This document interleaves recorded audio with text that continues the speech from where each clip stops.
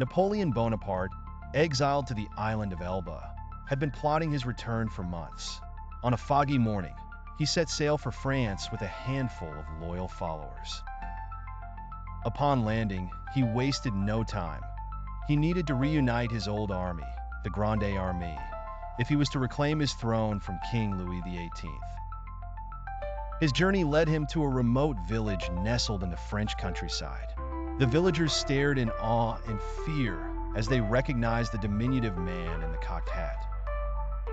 Whispers of the emperor echoed through the narrow streets. As he crossed through the town, a regiment of soldiers appeared in his path. They were part of the royalist forces, loyal to King Louis XVIII. The air grew tense as the soldiers formed ranks, muskets gleaming in the light. Their captain, a young and anxious officer, shouted, "Halt! In the name of the king!" Napoleon stopped and looked at his small band of men, who instinctively reached for their weapons.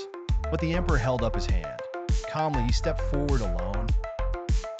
With the self-assuredness that had led him to conquer half of Europe, he addressed the soldiers.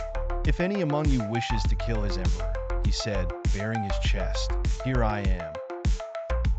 The words hung in the air, heavy with history and gravitas. The soldiers looked at each other, uncertainty and doubt flickering in their eyes. For a moment, it seemed as if they might actually fire. But no shots rang out. Instead, the captain lowered his sword. One by one, the soldiers followed suit, their faces softening into expressions of loyalty and resolve. To them, Napoleon was not just a ruler. He was a legend, a force of nature. "Vive l'Empereur!" someone shouted, breaking the silence. The cry was picked up by every soldier and echoed through the village. Napoleon smiled. His gamble had paid off.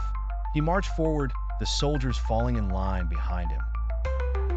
The news of his return would soon spread like wildfire, and the Grande Armée would rise again to follow their emperor into battle.